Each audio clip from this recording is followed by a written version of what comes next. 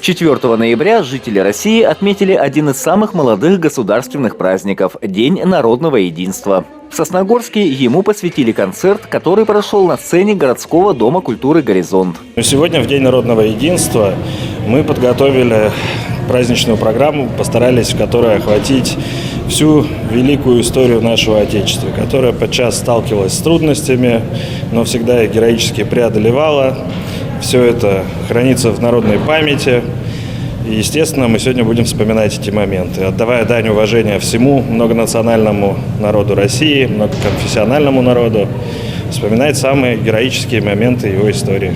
День народного единства отсылает к событиям 1612 года, когда ополченцы под предводительством Кузьмы Минина и Дмитрия Пожарского освободили Москву от польских захватчиков, ознаменовав окончание смутного времени. Также 4 ноября празднуется День Казанской иконы Божией Матери, одной из самых почитаемых в народе святынь. Об этом горожанам напомнил благочинный Сосногорского церковного округа отец Сергий. Уважаемые сосногорцы, дорогие братья и сестры, всех вас сердечно поздравляем с праздником Казанской иконы Божией Матери и с Днем народного единства.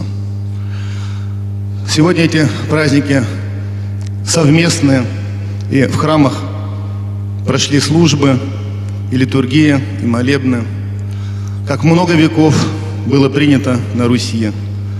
Но исторически так сложилось, что какое-то время этот праздник оставался только церковным. Но сегодня и государство говорит о том, что цель обозначена у нас. Это единство народа. Подвиги ополченцев – лишь один из множества эпизодов героической истории России. О трудных для страны временах, которые неизбежно заканчивались триумфом русского народа, гостям «Горизонта» напомнили сосногорские артисты. Это большой праздник для нашей страны. Россия всегда, во все времена была единой страной, и благодаря этому побеждала всегда своих врагов.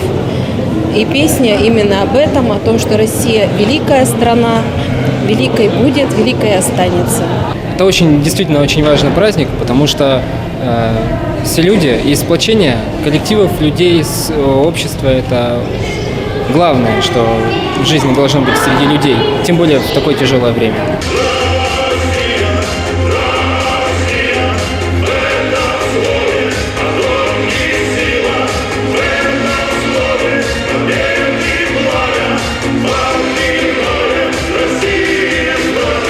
Сегодня Россия снова проходит через тяжелые испытания. На защиту страны, как и всегда, встали истинные патриоты Отечества. Каждый из них верит в победу и рассчитывает на надежный тыл. Поддержать бойцов мог каждый гость «Горизонта», приняв участие в сборе средств для нужд военнослужащих. Стоит отметить, что внести свой вклад в общее дело может каждый. Подробности можно найти в группе ВКонтакте «Сосногорск Донбассу». Андрей Калиничев, Павел Дурников, Вести Тимана, Сосногорск.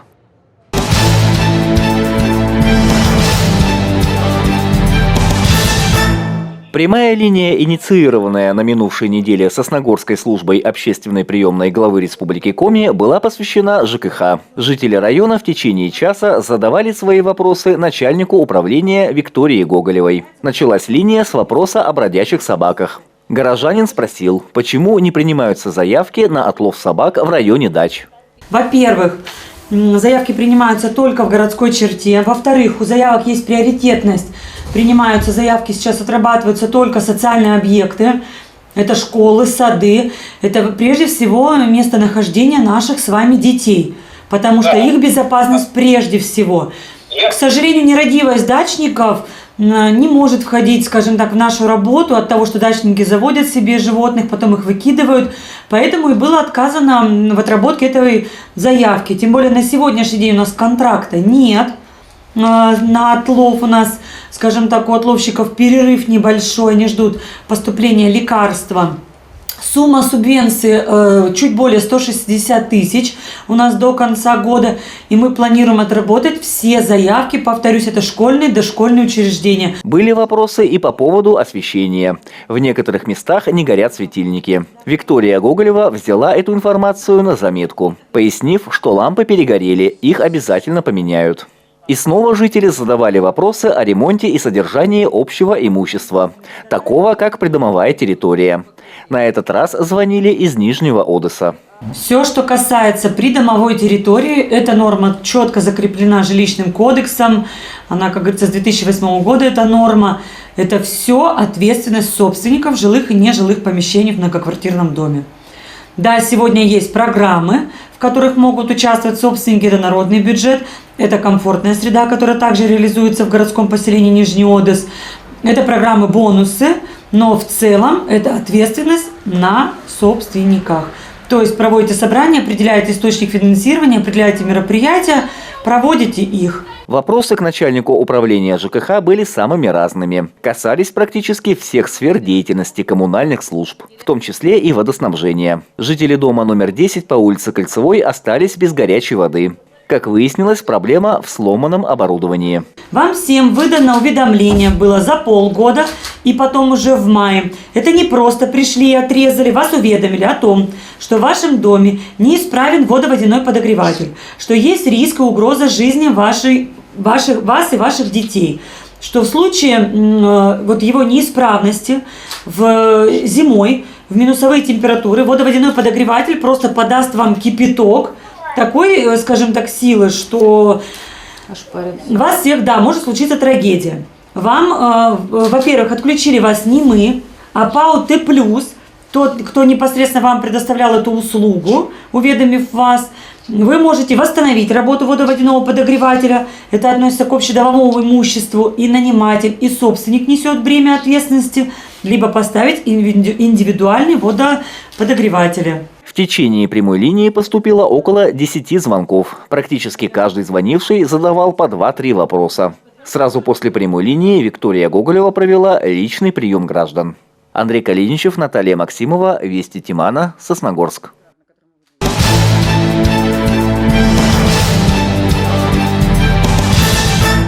В городской детской и юношеской библиотеке завершилась неделя мероприятий для учеников младших классов, которые проводили каникулы на школьных площадках. Библиотекари подготовили для ребят из 5-й школы этноквиз «Знатоки Республики Коми» и художественно-исторический экскурс «Родословная игрушка». Во время этноквиза дети отвечали на вопросы о природных достопримечательностях Коми-края, местных животных и растениях, национальных символах. Школьникам понравилась подвижная игра. Одним из правил было приветствовать товарища на языках народов, которые живут в республике. Детки очень активно ведут, очень приятно, что они с многим знакомы. И еще больше узнали сегодня. Что-то интересное для себя, я думаю, что они узнали.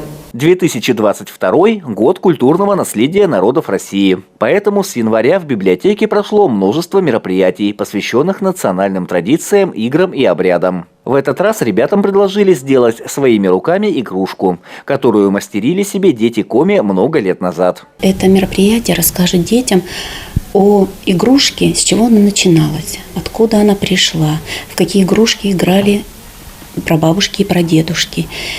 И, конечно же, каждая игрушка, она сама необычна и хранится часто дома как память.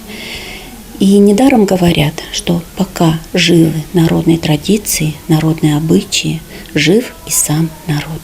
За неделю школьных каникул библиотекари провели серию мероприятий, посвященных науке, экологии, патриотизму, кинематографу и, конечно, литературе. Была очень насыщенная неделя. Каждый день к нам приходили учащиеся площадки гимназии, 5-й школы, кадетской школы. Были очень разнообразные мероприятия.